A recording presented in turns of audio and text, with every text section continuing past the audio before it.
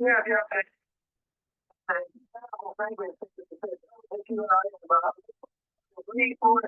345. Okay, this is Whiskey Bravo 5 Delta having our grand rounds of the net. We're having an interactive discussion today on amalgam fillings in Mercury. And I hope everybody will find this to be interesting. If you're a general member of the amateur community, please do come on and tell us a little bit about your experiences.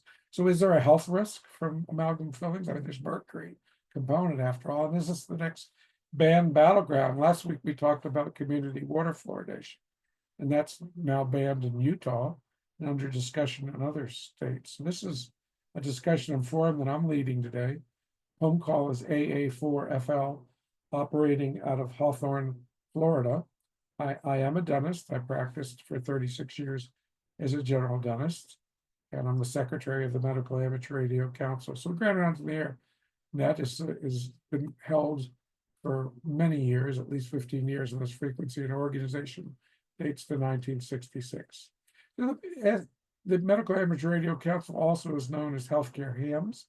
We have two websites, marco-ltd.org and healthcarehams.org. And we meet on shortwave, which is hammer amateur radio, if you consider the modality, weekly to explore one of our passions, having interactive forums on health-related topics. And our explanations on a subject are not medical recommendations. And for follow-up on the subject matter as it's covered and pertains to our health, speak to your healthcare team member for personal discussion about your individual situations. Now, this is on 20 meters live, and as an aid for you, I'm prompting everything off of a PowerPoint, and I put the slides for the PowerPoint online for those of you that are on 20 meters. It would be very beneficial to go to healthcarehams.org, go to the website healthcarehams.org, and under the post on the entry page for the website, you'll see the slides for today. And you'll have the benefit of the diagrams. And I'll try to explain everything, not relying on that. This is a radio net after all, but for the benefit of those of you that would like to see it in more detail, other than my verbal descriptions, the actual visual description is there. Again, that's healthcarehams.org, healthcarehams.org. We're going to talk about amalgam fillings. And those silver fillings in your mouth, a lot of times they started with your baby teeth. They might be your 6-year molars. So most of us were 6 years old many years ago. And we have this, if you have a filling that starts and lasts a certain amount of time, the teeth have to support that filling. Then if for some reason you get more decay and the filling gets larger, it takes us down another path. And we're going to talk about that today in general. And the general part of the tooth, though, what we're talking about is replacing areas of cavities that have invaded the hard outer shell of enamel of the tooth, the part you see, the crown of the tooth when you smile. And inside that hard, very calcified structure is something called dentin, which is not as calcified and leads with little tubules down to the pulp of the tooth, at the center of the tooth, where the blood vessels are. And if you get a hole in your tooth, they catch it early enough, a little filling takes care of it. Back then it would have been silver. Now it's more traditionally done with white colored filling materials, tooth filling materials. When you get to the inside of the dentin, it tends to spread more rapidly because it's not as calcified. Hopefully it's caught long before it becomes a painful situation. So there's stages to tooth decay. We start out with the cavity or caries, and then it penetrates and you can get through into the dentin. And when it gets into the dentin, you don't have access to clean it. The dentin, you don't. I mean, you can clean the outside of the tooth, but there's a bacterial pathway there to the inner part of the tooth that's softer. And it progresses at different rates, but it can get to the inside, the pulp of the nerve of the tooth. And once it does that, you end up having a toothache. So we want to catch these things long before toothaches. Now, what's amalgam? I mean, it's by definition, we think about the dictionary definition. It's a mixture of different elements. It might be musical forms, but it's also an alloy of mercury with another metal that is solid or liquid at room temperature, according to the proportion of mercury present and it's used especially in making dental filling materials. Dentists have used silver-colored mercury amalgam, which is usually about 50-50 mix of metals and mercury, to fill cavities for at least 150 years. And we'll go into a little bit of the history of that. But amalgam, being that it has mercury in it, that there's a neurotoxicity component to that particular element when you're exposed to it in a free form. So amalgam, does it contain mercury, and how does that present to the body? And is there a risk there to the body? I'm sure you've all heard the term mad as a hatter. People that made hats, especially in England, were exposed to mercury in the making of hats. And they did have neurological issues. Let me pause for a second and ask N3PQ with this today for whether or not he's ever seen anyone with mercury toxicity or the neurotoxic effects of mercury. If he has any comments, let me turn it over to you, Munir. N3PQ, if you'd unmute and go ahead. Yes, thank you, Jay. This is Munir N3PQ. I haven't myself seen anybody that I could say these symptoms are secondary to mercury. I mean, I haven't seen any patients. I've seen lots of patients with all of these symptoms, but none that I could say, okay, this is the cause of this patient's symptoms of the neuropathy or mental status changes or the tremor or the imbalance. So no, I cannot say I've seen one totally convincingly attributed or even remotely attributed to mercury poisoning. Of course, there's a very, very nice description in Alice in Wonderland, as you are pointing out. This is N3PQ. Over back to you, Jay. Okay, thank you, Munir. You know, that's a very interesting comment, Munir, and very pertinent, because when we're talking about exposure to environmental contaminants, or regardless of the source of the environmental contaminant, how do we sort out? We live in a toxic world.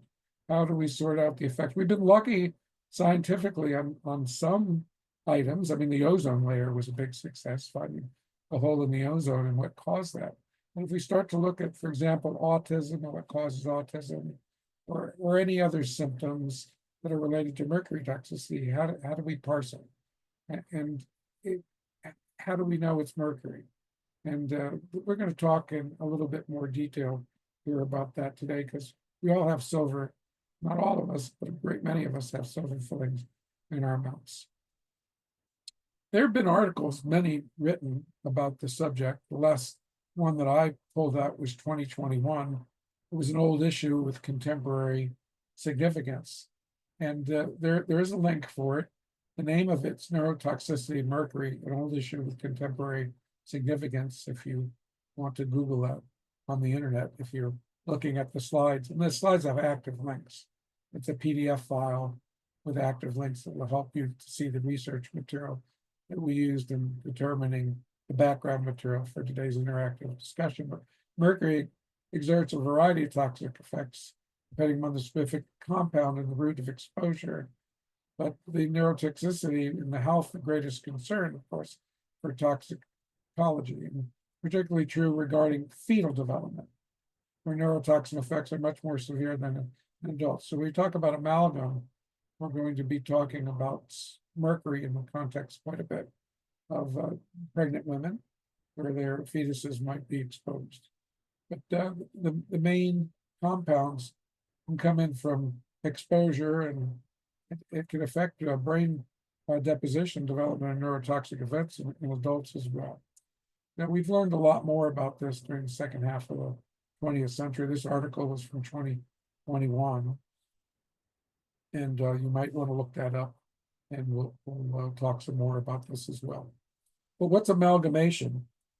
Amalgamation, if you think what amalgamation is, the action or process of uniting or merging two or more things. So if you're amalgamating a silver filling using mercury, is there free mercury that's involved once it's amalgamated? It's making another substance, dental amalgam. So that's another discussion. Are we merging all these different components, and does mercury leach out from them? I'm going to pause for a second. This is the Medical Amateur Radio Council Grand Rounds of the Internet. Whiskey Bravo 5 Delta AA4 Falcon Mike, operating from Hawthorne, Florida. If you're hearing today, listening today, we're going to have interactive discussions about this. This is a net after all, and everyone that's checked in the net has an opportunity to make contributions. And if you have not checked in yet, I'm going to pause now for some late check-ins. Make your call to WB5D.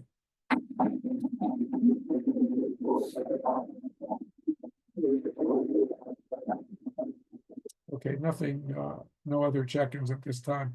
We'll pause for some input and personal stories about your childhood experiences. So why use amalgam? What is it? In dentistry, it's an alloy of mercury used to fill cavities. It's made by mixing a combination of liquid mercury and particles of solid metals, such as silver, copper, or tin. And the amalgam is mixed by the dentist just before use. It remains soft for a short while after mixing, which facilitates it being snugly packed into a cavity and shaped before it sets hard. So they're documented all the way back to the Tang Dynasty in 659. And they appeared in Germany in 1528. In the 1800s, amalgam became the dental restorative material of choice due to its cost, ease, application, strength, and durability. But if you look, this is from Wikipedia, and if you look at the details on Wikipedia, you'll see even though that comment was just made, there still was not ubiquitous acceptance of mercury during the 1800s. And there were many issues, and some times these dentists were banned. So we have a lot better understanding of what goes on these days. Although, quite frankly, I entered dentistry in the late 1970s, and there were aspects of using dental silver fillings that we didn't understand at the time. Why people had sensitivity to temperature after one went in. We assumed it was the fact it was metal, but that wasn't the case at all. We'll talk a little bit more about that as well. Do we have anyone here that would like to make a comment of having had a silver filling put in that had tooth sensitivity afterwards? Make your call to WB5D.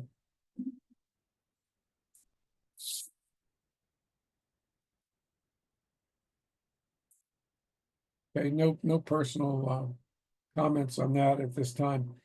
If we look at an article, there's one particular one by Brown and Miller, and I have the abstract listed here. Alloy particle shape and sensitivity of high copper amalgams to manipulative variables. So they've been able to change not only the consistency of the mix of amalgam through the years, but also the content to try to overcome some of the issues at hand. And I actually I can contrast, and we will today, tooth-colored fillings versus silver fillings, and what we see and how they appear and what you might look for in your own mouths. And you certainly can look that particular article up. It was in the American Journal of the Dental Association. A lot of times when you look at this particular subject, it was a 1993 article. And remember, it's been around for a long, long time. A lot of the research has moved away from silver amalgam into tooth-colored fillings since then, because this is an old subject that's been covered quite extensively. Well, when you're young and you're 6 years old and you get a little filling, perhaps, hopefully, the dentist caught it early, it may be tiny. It may just be part of the pits and fissures on the top of your teeth. And as you get older, that might change. You might get decay in other areas because dental decay does change within your life. It starts to become more of an issue in between the teeth as you get into adulthood, what you call smooth surface caries. And if this material expands, you can get crazing and cracks, and that can occur. And you can actually see a swollen filling in your mouth that might be discolored. It looks like there's a gap around the filling.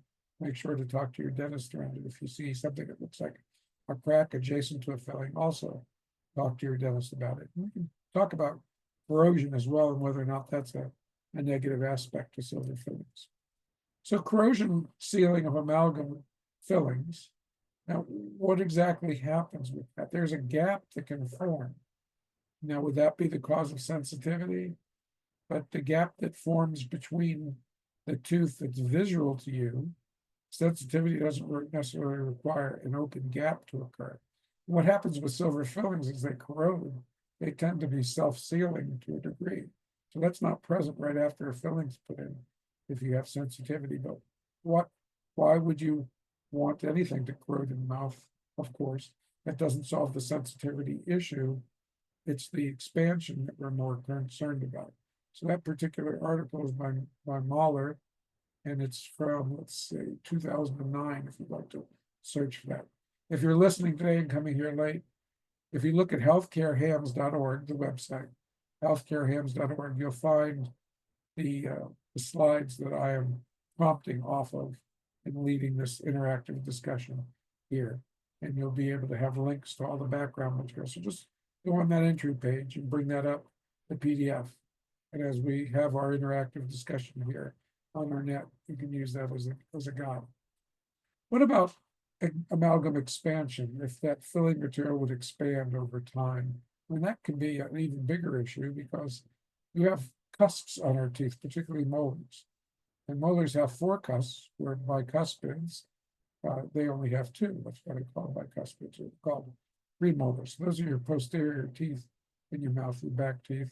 And I would say 6-year molars more than likely are the ones that have the most restorations because they came in 6 years old, and perhaps your home care wasn't developed as extensively at 6.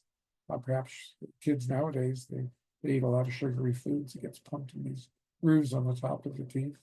And as that happens, decay can occur. So, and everybody's anatomy is a little bit different. So what happens with expansion? The article I'm looking at is by Danley, and it was done in 2018. And it talks about some of the conclusions, which the amalgam expansion pushes the walls of the cavity outward, which creates stress concentration at the cavity line angles, and expansion stresses and raised stresses in the amalgam filled teeth and contribute to incidentally observed crack. But you could also lose a cusp. So here I am, a dentist. When I was in dental school, I had some stains in my teeth. I never had any fillings. One of my classmates, we decided we had some stained areas we didn't want them to progress.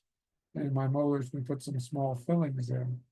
Lo and behold, around 2012, when I was in my 50s, I had 2 lower molars actually split in half. So the design, and when I'm teaching students about this, the internal design of teeth that have silver fillings have sharp angles to help hold the amalgam in place. We don't do that with tooth-covered fillings. So as these expand over time, if you have a high bite, if you're grinding at night, it can cause these issues to propagate, become more serious. And there's lots of examples that you can find on the internet of cusp failure. So it can be due to decay underneath a particular cusp or corner of your tooth. And that's called undermining the enamel. When you lose the dentin underneath, it can lead to mechanical failure. So part of this is biomechanical properties. Part of this is due to dental decay. And again, if you go online, you can find lots of examples. Just Google graphics, dental cusp failure for amalgam. You'll be surprised what you can find. Mercury release is the main issue that we were talking about with the veneer N3PQ. That's the concern. We know we make an amalgam. We mix up all these materials. Interesting enough, though, when I entered dentistry in the 1970s, we were just coming off the 50s and 60s, where the dental amalgam, the mercury, was released in a dispenser. Even in dental school, we had this 1970s, late 1970s, into a mixing capsule. She would dispense the mercury directly in drops and little pellets of the dental filling material, and then you would mix it up in a mixer. But in the 1950s, if that mixture was wet, they had something called a cheesecloth. The dentist was not wearing gloves, more than likely back then. You're being exposed to mercury. How many of you here, I'll take a pause here from some input, quicksilver or mercury when you were a child, about 20 meters here, who has been experienced as a child in touching or playing with mercury? Make your call now to Whiskey Bravo 5 Delta.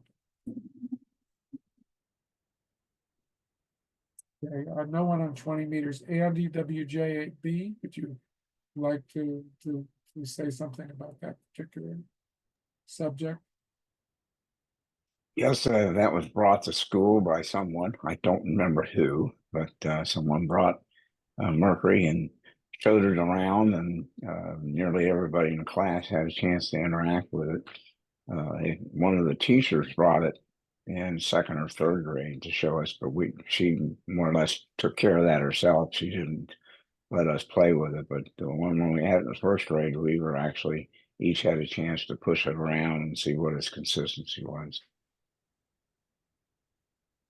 Thank you, Andy. WJ8B. This is Whiskey Bravo 5 Delta Great Rounds of the Air Net open to all amateurs. We hope you'll be involved and tell us a little bit about your experiences, just like Andy did. Of course, Andy, we also have thermometers with mercury in them, so occasionally a thermometer would break, or there were thermometers with mercury in them.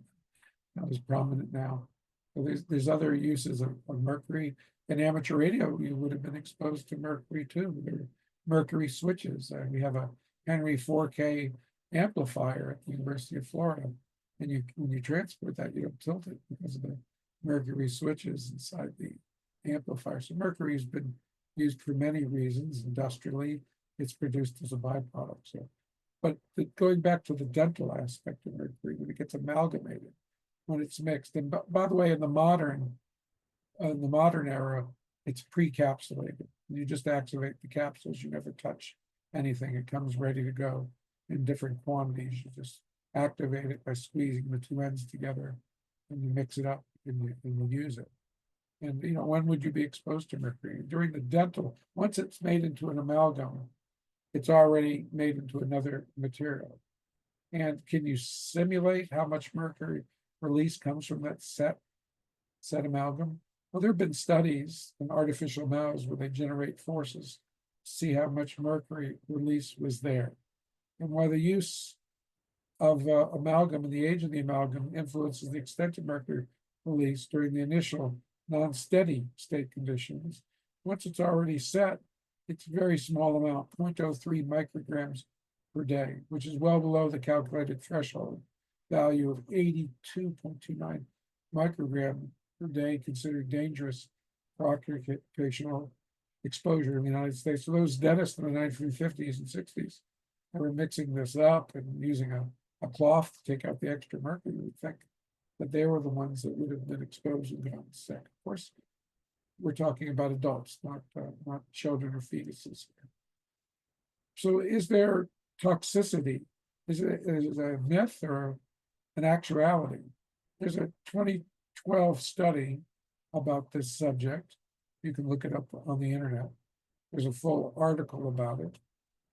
Going back through all the time, they can look in the blood and the urine and look for the presence of mercury. But mercury is found in the Earth's crust. It's ubiquitous in the environment. So even without amalgam restorations, everyone is exposed to small but measurable amounts of mercury in your blood and urine. And dental amalgam restorations may raise the level slightly, but practically no clinical significance according to this studies. The main exposure to mercury from dental amalgam, and this is important to note, be during placement or removal of the restoration. So if you go to the dentist and say, I want all my fillings taken out, I want white colored fillings in because I'm concerned about the mercury, well, you're vaporizing the mercury.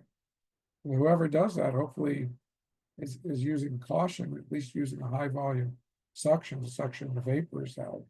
And they should be using a rubber dam, a piece of rubber stretched over the tooth, both on coming in and going out to minimize the exposure. So that mercury, how does it enter the bloodstream?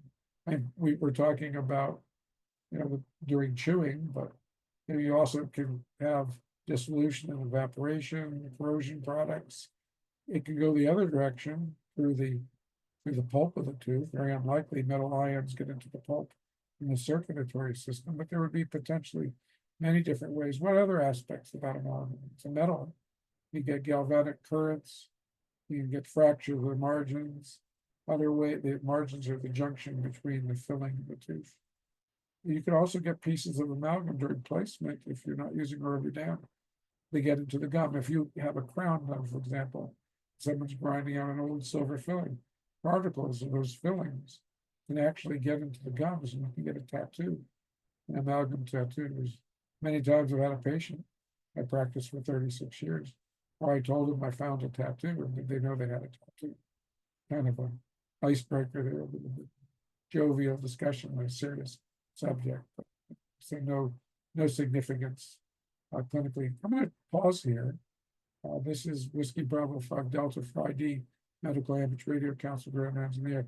This is a net, and everyone that's checked into the net, I'd like to give an opportunity to express your feelings about dental silver and mercury fillings, and your experiences. Make your call to Whiskey Bravo 5 Delta, and we'll make a list.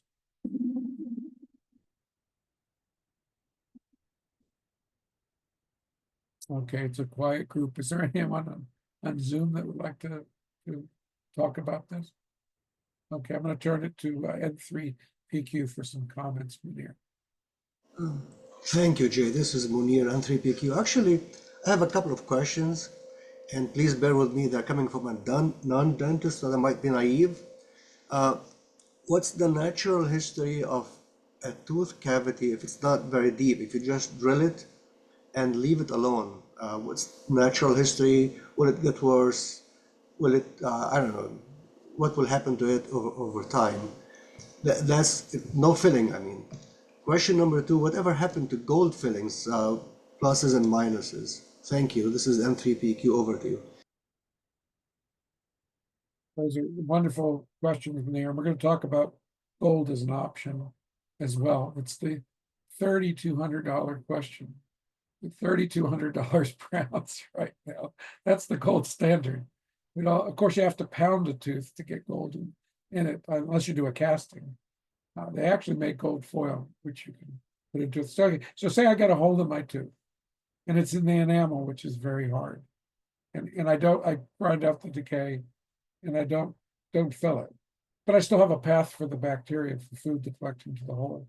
So that that's not a good thing, because you want to have a hermetic seal. I mean, you don't want bacteria leaking in. You don't want a path for sugar to produce acid in teeth and then have it get inside that hole. So, but you could fill it with anything at that point, whether or not it's permanent or temporary. You just want to have it be hermetic. So you want some material that's going to seal off from the oral environment. And is silver actually sealing off from the oral environment perfectly? Probably not. There's a lot of sensitivity. If it's an enamel, not going to be much of an issue, because there's nothing to perceive nerve endings, and it's very calcified, more like stronger than a fingernail, more like a rock, a stone. I can't remember the exact amount of inorganic, but extremely high. The inner part, the dentin, if the decay gets through, as we mentioned earlier, it's much softer, much more of an organic compound. And it will the decay will start to spread laterally. So if you clean out that hole, there's absolutely no way to keep food from packing in. And then the importance there would be to have materials that create a hermetic seal. So in the 1990s, some of the research out of Japan started to look at non-metallic fillings and what happens when you bond a non-metallic or a resin filling into a tooth. Now, resins had been used to seal the pits and fissures of the teeth back into the 1950s, unfilled though. They didn't have any hardening agent. And I remember in the 1960s having the pediatric dentist do sealants for me back when they were using ultraviolet lights before they even had curing lights. And in that, they would take these tops of the teeth where kids would get food packed in. They were eating candy or whatever they were eating. It didn't have substantivity, sticking to the tooth. Certain foods would get in there and not come out, and they would dissolve and get cavities. So if you could find a way to obliterate that groove by flowing a material into it. In the 1950s, they had already figured that out. But again, the science, electron microscopy, what was actually going on that allowed to happen, they knew that they would etch the surface of the tooth with a mild acid, and that material would help hold it to the tooth. But as we went into more complicated looks at what happened to the dental filling once it got into the dentin, they got a little more complicated. So going back to the Japanese in the 1990s, looking at electron microscopy, they realized there are different formations within the dentin that are biologically important. And there's exchanges in fluids that go all the way down to the tooth of the tubes of the dentin go down to the pulp of the tooth.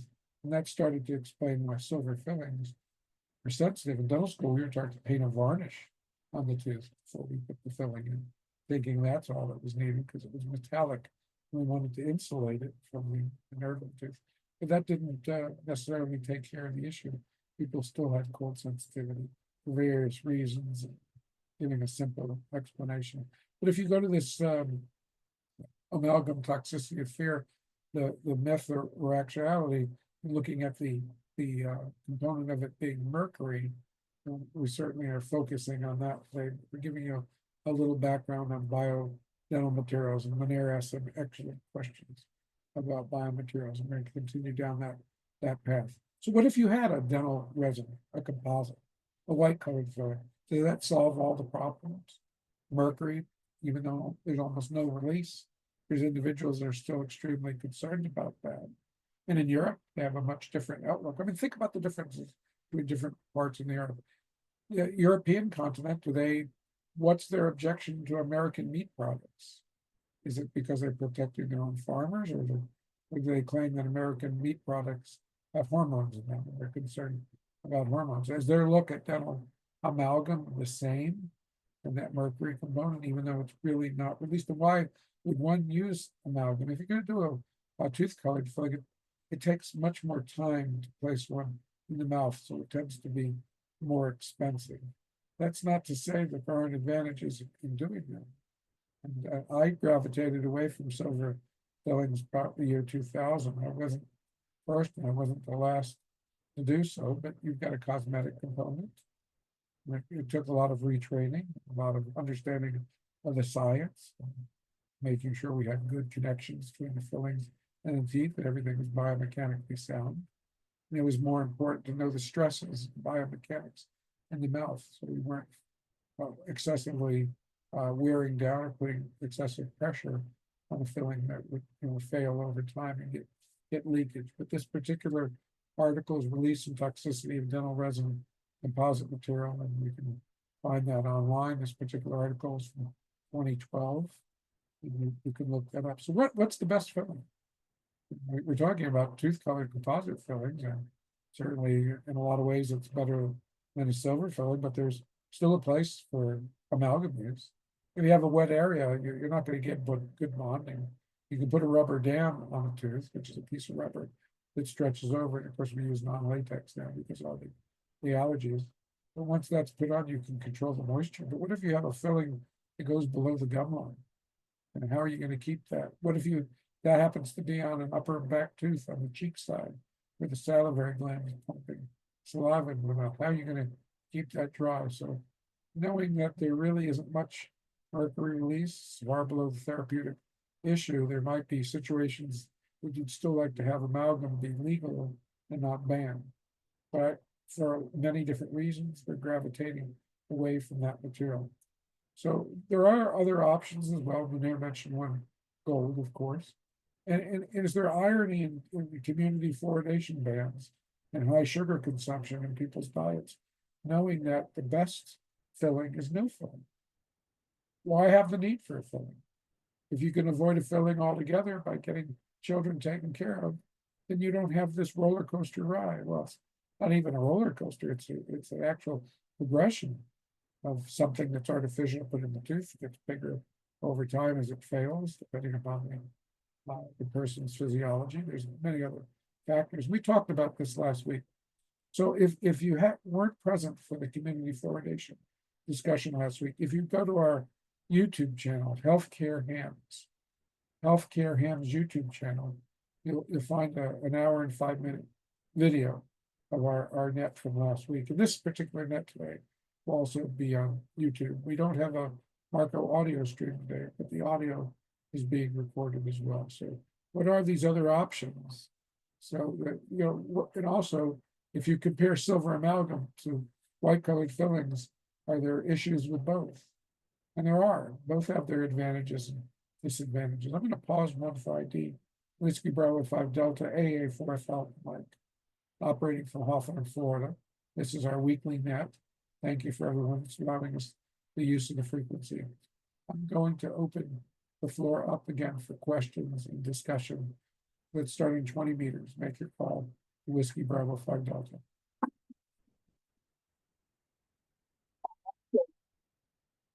Okay, I believe that's KN0S with a question. Go ahead, Dave.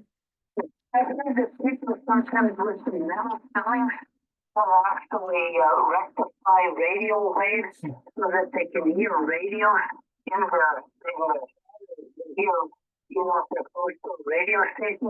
Is that true or is that a myth? I've heard that report too. I've never had anybody tell me that, but I've also, think about braces, Dave. KN0S, this is AA4 for the mic. Now you got an antenna attached to the fillings, but there's galvanic exchanges if you have two different fillings. What if you had a gold filling up top and a large silver filling down below?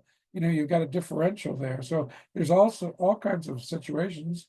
If it's actually been reported, I certainly wouldn't rule it out, but I'm not crystal clear about that. Sorry, bad ham radio. Go ahead, Dave. KN0S. That's an interesting process. Thank you, Dave. And you'll be there.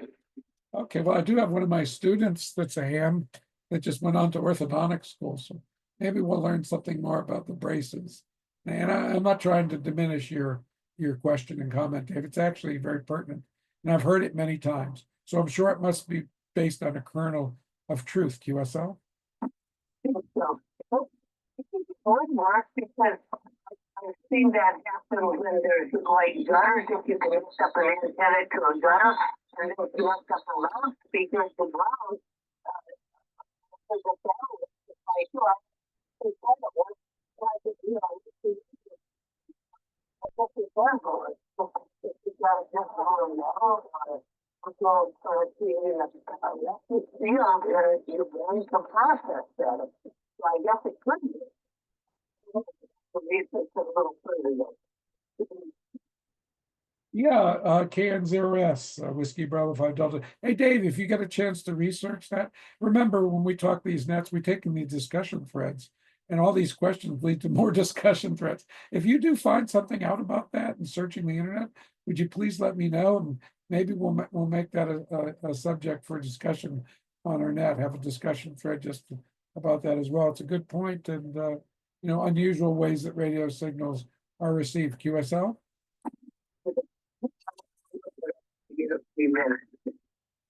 Okay, thank you very much. Does the farm and the horses give you a free minute? When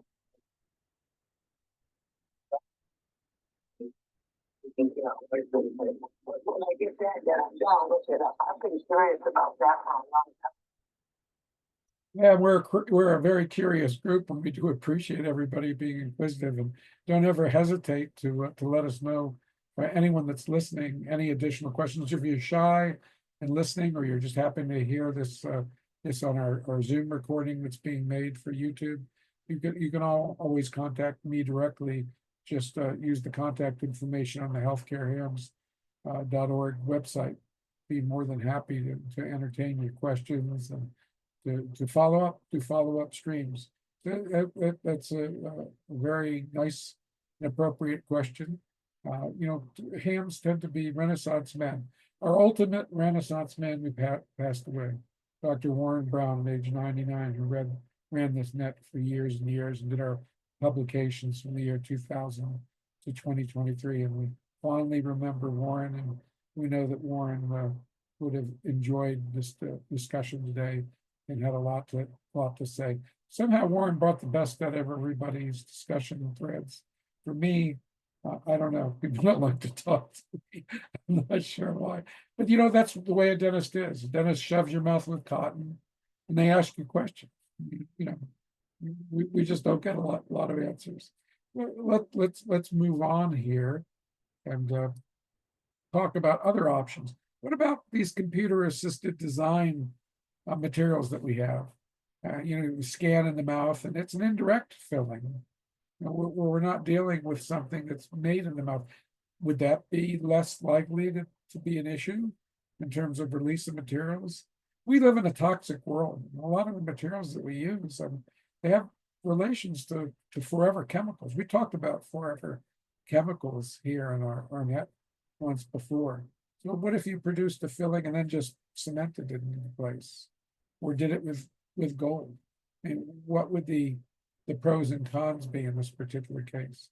If you put gold in a tooth, would tooth be less likely to fracture? What about a ceramic filling? What's the advantages between that and a bonded or glued-in filling that's built in real time in the mouth? So there's lots of options here. And we do live in a toxic world, so if you have concerns about the content, you do realize that that scientifically it hasn't really been shown as of this point. So last week when we had a discussion, I think it was Andy, WJ8B, we were talking about water fluoridation. Remember, we talked about these studies, a lot of them being from the 1990s. So Andy mentioned last week with fluoridation that when it was talked about autism, we have to think about water fluoridation and a possible connection. We have to think about when this research was being done. And autism is not viewed at the same now that it was in the 1950s, both in the frequency and the clinical standards. We're making that evaluation. So it would be great to have fresh research even on amalgam. So the question Lanier asked about gold, $3,200 an ounce. Well, if you had a very small filling in the top of the tooth, you could use sheets of gold, annealed gold that could be tapped into place sheet by sheet. It wouldn't take very much gold on an incipient or very initial cavity. That's different than doing a gold casting. I had a patient ask the other day, I was trying to explain the composition or the components in the particular dental crown that was being done by a student. They call it a gold crown because it's gold colored. But in essence, after the 1980s, when gold got up to be $800 an ounce, which, based on inflation, probably isn't too dissimilar to today, they started to develop different alloys or different compositions that used other precious or semi-precious metals in the mix. So some of the gold alloys you get when you go to the dentist now, they may be in the single or double digits on gold, it may be in the teens, and there may be palladium, silver, and the silver not being semi-precious, but just other metals that are mixed in on those alloys. So ask for the alloy composition sticker when you have something done. But I don't want you to think a gold crown is necessarily gold. 100% gold would be soft. You wouldn't want to do that on a chewing surface, but on a pit and fissure, an area groove in the top of the tooth would be no problem. An area down at the gum line where you might have moisture contamination or just about it. It could be smaller, but you're pounding that gold veneer M3PQ in your question. In that particular case, it's being pounded into a tooth. So there is some trauma to using gold foil. Anybody that's at what's the name of the alcohol? It's Austrian and German. It's got Goldschlager. It's got sheets of gold, little pieces of gold inside. Yeah. That's gold foil, essentially. That's been used in dentistry for many, many years. What about the proof that fluoride prevents cavities? We talked about that last week. So if we're having a young child, what's that cavity? Not having a filling would certainly be a great option as to whether or not community water fluoridation is the answer to that issue. We talked about that last week. I'm going to pause once again for ID. This is the Medical Image Radio Council. Grand rounds on the internet. AA4F Alpha Mike operating out of Hawthorne, Florida. Do we have any questions or comments in 20 meters or late check-ins? Make your call at this time.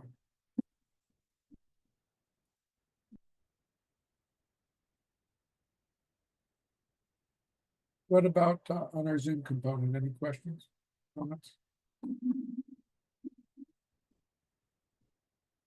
Okay, not at this time. As we move into talking about children and pregnancy and mercury components in the diet and the environment, I mean, power plants give off mercury. Will a dental office give off mercury taking out old fillings? Well, hopefully they have amalgam separators in the offices required in most states to separate that out so it doesn't enter the environment. But what about fish? I mean, do fish bioaccumulate mercury? And there have been studies that show that they do. One in particular that I looked at was a Canadian study, and I'm sure there's many, many more. I've heard that here in Florida for freshwater fishing, you don't want to eat fish because of the mercury content if you're certainly pregnant. There's certain species of fish that bioaccumulate more than others. And during pregnancy, being that I'm not a physician, is there a physician here that had made recommendation to patients for consumption of cans of tuna fish or tuna while their patients were pregnant? If there is, please call and let us know. 20 meters, make your call.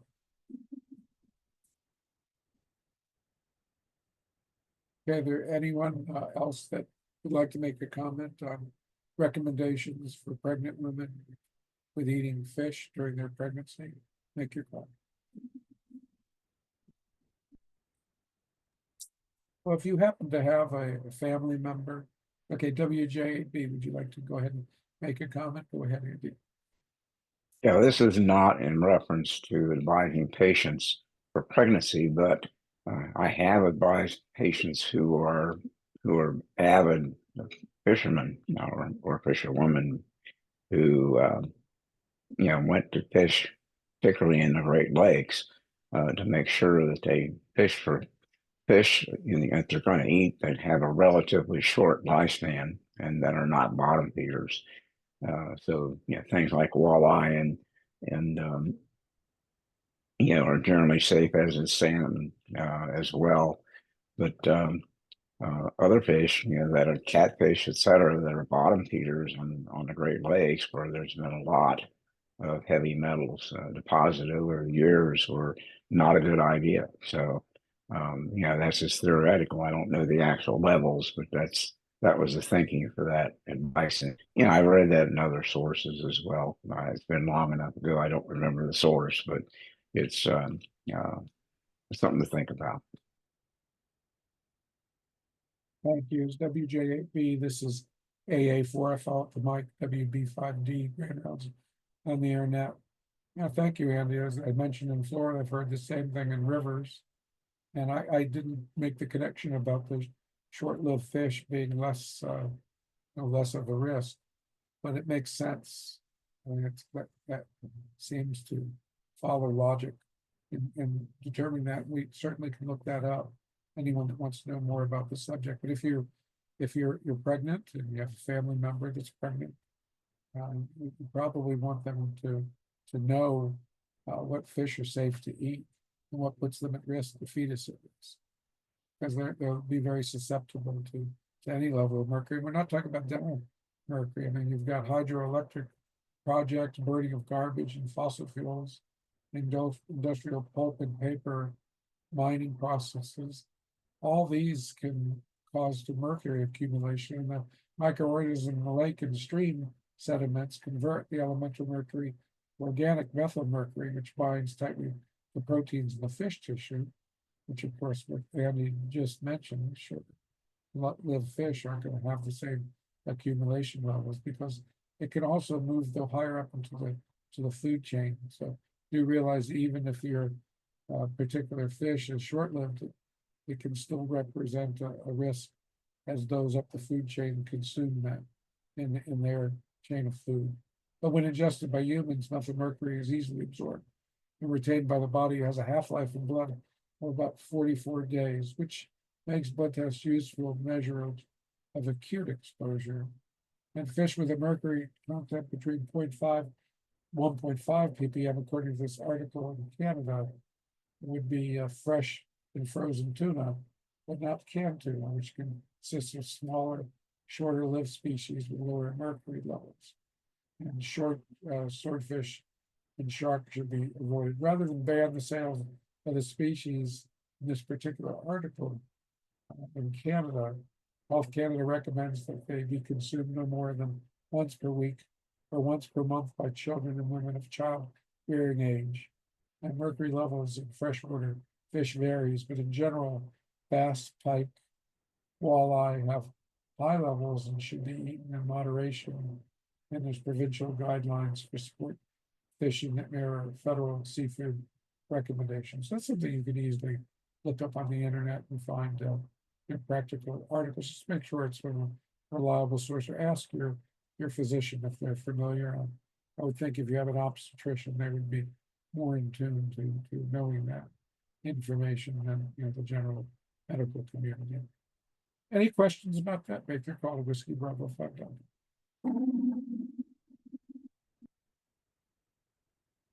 we talked last week about community water fluoridation and being banned in Utah and under discussion in other states. So what about dental amalgam? We talked about the advantages and the risks, and of course, over time, there's been a reason to move away from dental amalgam anyway. And I'm sure it's not being done in the same proportion that it used to be. But the EU agrees to phase out dental amalgam now, January 2025. And the export of dental amalgam banned from 2025 and by June 30th, 2026. The production and import of dental amalgam will be phased out as well. It will only be possible for exceptional medical cases. And the European Commission is to examine by 2029 whether the exemption can be withdrawn. So with an average of 0.6 grams per filling and total consumption of 40 mercury tons per year, dental amalgam is the largest remaining reservoir of mercury in the EU.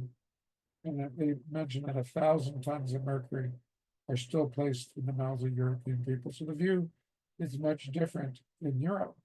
But on the other hand, nearly half of EU member states have already phased out its use and reduced it to 1%. So it's proven that alternatives are effective, available, and affordable.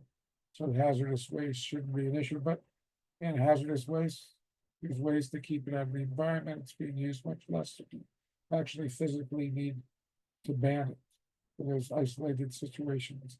What we think about here is a little different the way we consider it in Europe. Only the Czech Republic and Slovenia were granted a transitional period to adapt their healthcare systems, as dental amalgam was still the only material that's fully reimbursed by their public health system. What about the cost?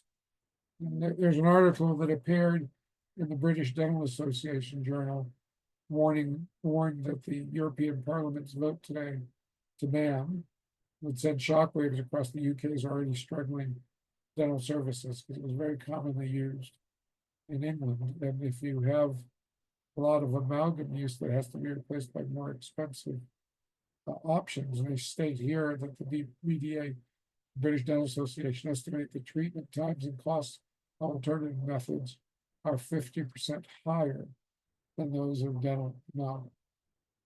That was a particular reason to continue to use it if it wasn't proven that it was an issue environmentally or an issue of risk to individual patients from release from dental filling material. So it was a knee-jerk reaction, or is a well-searched reaction to ban it? How would you discourage the use of it? Here in the United States, it's pretty much being discouraged anyway. There's other options that seem to be available that are more readily acceptable. Think of just the cosmetics alone. People have a desire to not see something that's metal in their mouth. Many people anyway. So you can look that one up. That's on the internet. British Dental Association.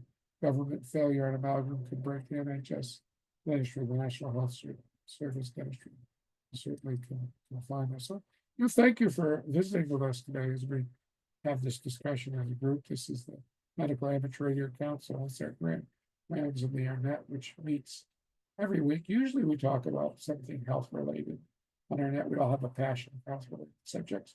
We do talk about amateur radio subjects as well. All amateurs are encouraged to participate in our net, and the public will be able to again find out about amateur radio and these health related threads of discussion through the YouTube videos that we publish on our Healthcare Hams YouTube channel. So if you just go to YouTube and see Healthcare Hams, there's probably about 30 videos currently. Do we have any late check-ins? Anyone else that would like to check in? Make your call. Whiskey Bravo 5 Delta.